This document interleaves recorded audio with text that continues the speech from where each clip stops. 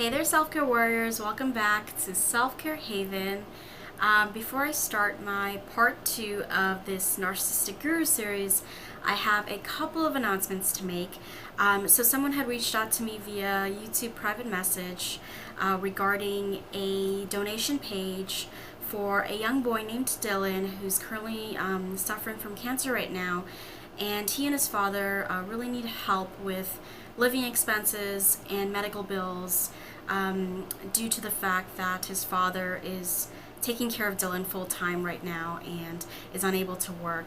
So I'm going to leave a link to the donation page below. If you could just share it on social media, consider making a donation. It would be, just amazing to spread awareness about this important cause.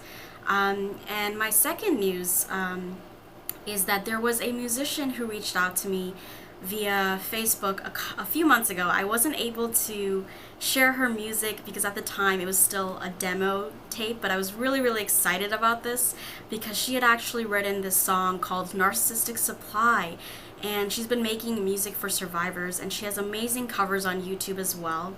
And I wanted to share her music with you guys, so I'm going to leave links to her new extended play songs, which include Narcissistic Supply, and a link to her YouTube channel. She does amazing covers, and she's making really unique, great music for survivors who are going to resonate with her message.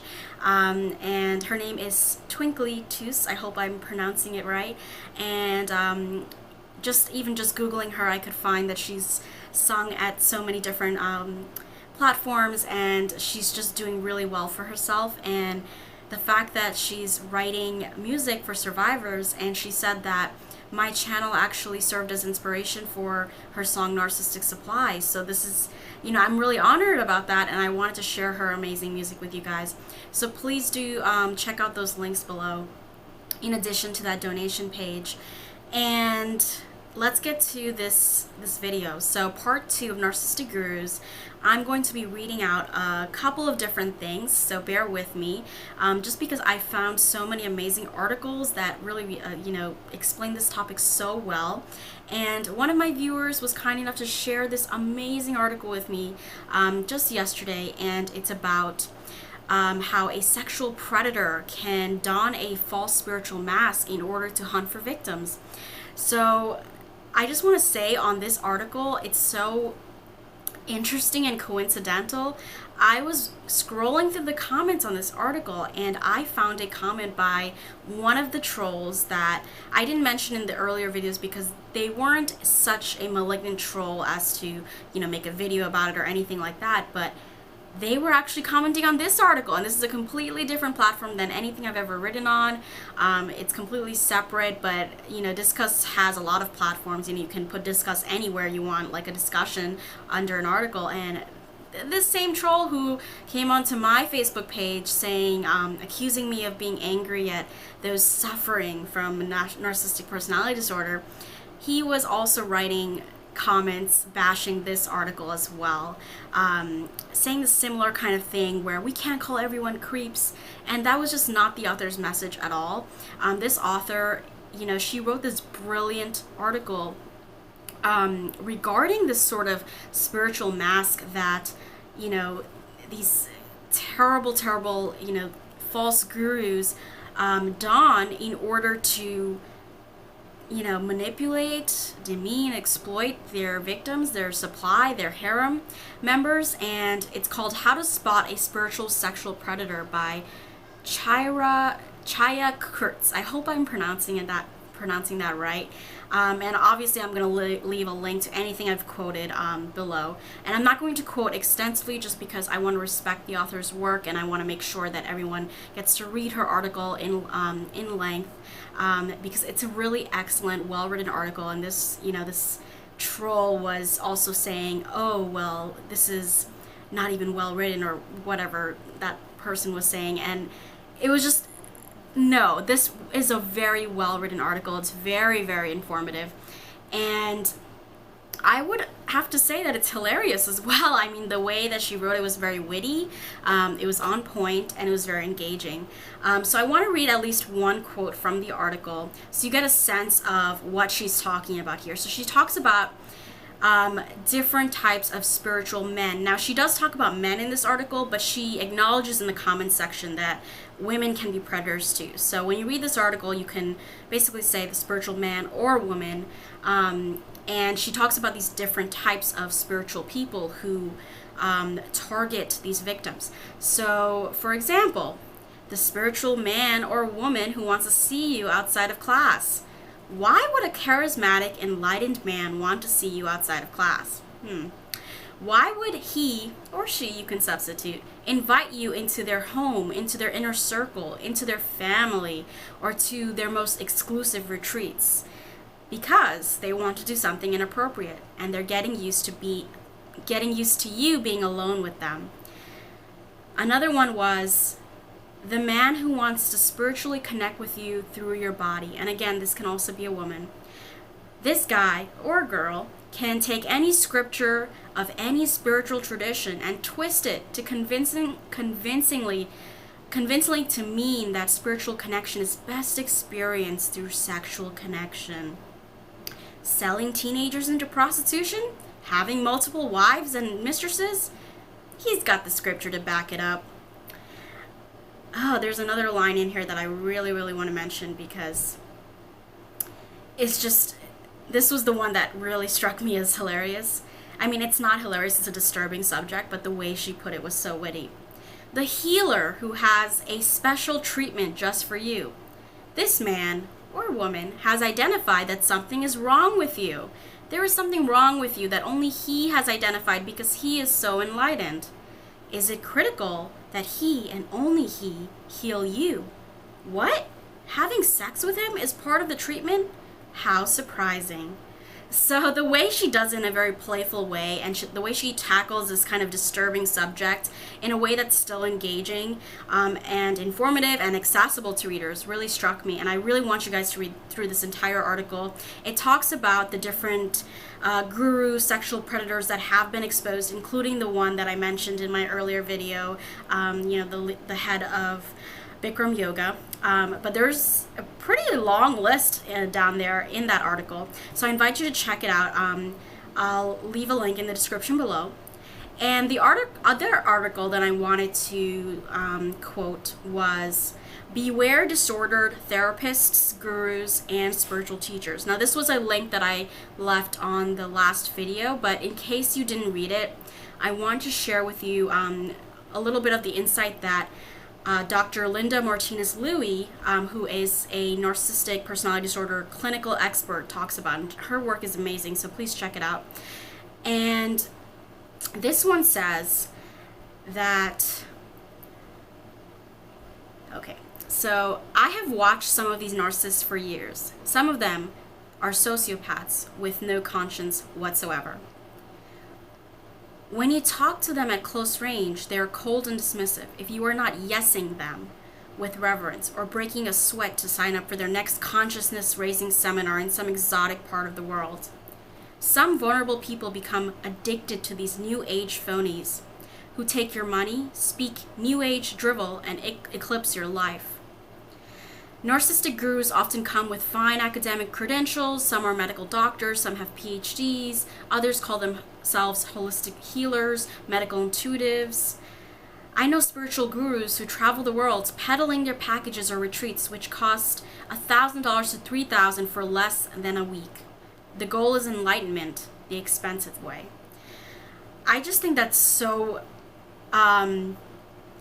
amazing in encapsulating what a spiritual guru who dons this sort of charismatic mask does in order to cash in on people's misery, people's pain. And it's interesting how people can misuse their credentials, misuse their background, misuse their experiences and their so-called expertise in order to take advantage of the people who need their help. And then there was another excellent article by her, the same person, and it is called "Covert Narcissists Hiding in Holiness, Yoga Divas dash spiritual gurus. So just what we were talking about with the first article. Let me find a quote that would...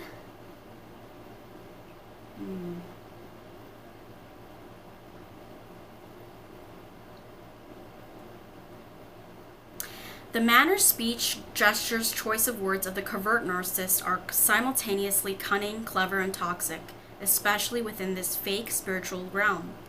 Many individuals are psychologically desperate and emotionally starved and empty. They don't know where to turn. Regular therapy has not worked for them, so they turn to the spiritual world, thinking that those who follow these practices will help them to work through their psychological and emotional issues.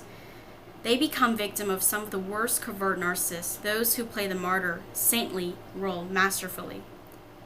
They have been taking advantage of emotionally vulnerable and fragile individuals for decades. They know just how to play them. They look deeply into the spiritual neophyte's eyes and draw them into their trust. That is the beginning of the hypnotic fusing that takes place. The new student becomes highly dependent on the guru and will spend any amount of money and time to be with this person, whom he believes can free him from his emotional burdens and painful psychological symptoms, to experience a strong sense of self and personal confidence, to feel lovable. Empty promises are made but never met. The guru knows this going in each time. As long as the spiritual guru plays his part well, he continues to attract followers who cast their hard-earned money his way. And again, the spiritual guru could be a man or a woman. And I'm just thinking back to the yoga that I've done, actually, and although I've never met someone who I had confirmed was one of these predators or gurus, I'm thinking back to a very charismatic teacher that I had, who happened to be male, and he was very attractive, and he had this kind of harem with his students who really adored him. And I don't know if it ever went to that extent that the first article talks about, but just observing how, these types of interactions can easily become a power play, because this certain yoga teacher would also have lessons in his home. And I just wondered, having that kind of lesson in such an intimate space, there is definitely potential for that to have boundary trespassing behavior take place, right? Again, I don't know if that person was that sort of guru. Maybe they just were, who knows? But just thinking back at how vulnerable people can be when they're placed into this sort of relationship with a master or a spiritual guru who, presents themselves as more enlightened than them or more knowledgeable than them, the people who know best for them. And it's gotten me thinking about the therapeutic relationship. I've made a video previously, which I'll put as an annotation in this video, about how therapy doesn't necessarily work unless it's with a person who specializes in narcissistic abuse, someone who knows about narcissistic abuse, someone who is understanding about complex trauma and its symptoms, right? We need someone who's going to be aware of the fact that there is such a thing as covert narcissism, that there is such a thing as malignant narcissism, that there is such a thing as sociopaths and psychopaths who operate in our society under these false masks. And Annabelle Lee also made an excellent video, which I'll also link to below, and she breaks down a lot of the kind of theoretical principles behind the therapeutic discipline and talks about how a lot of them are kind of rigged against survivors of this type of covert emotional and psychological abuse. And I agree 100%. I think it can be very rigged. I mean, in my previous video about therapy and complex PTSD, I talked about how even such a simple, well, it's not simple, it's complex, but even such a simple problem such as triangulation, which can be explained in one paragraph or less, can be easily confused in a therapy room as someone's insecurity. And I understand that, because therapists obviously are trained to look at what the person is suffering with, what are they struggling with within themselves, and it's always about looking within in therapy. But that's why talk therapy often doesn't work as effectively as other types of more holistic therapies with survivors of narcissistic abuse and complex trauma, because it doesn't address the underlying effects of trauma and the psychological abuse when you have a therapist who is a guru in their own position, you know, having this kind of therapeutic alliance with the client. And the therapist is trained to look for what are the symptoms afflicting this person? What are the symptoms or thought processes or emotions that are making life difficult for this person, to put it simply? And they look for, you know, what are some cognitive distortions that this person might be engaging in? Whereas, in fact, that cognitive distortion might in fact be a symptom of triangulation. Someone may be covertly triangulating that client, and unless you know about narcissistic abuse, how are you going to put into words what's happening or evaluate what's happening?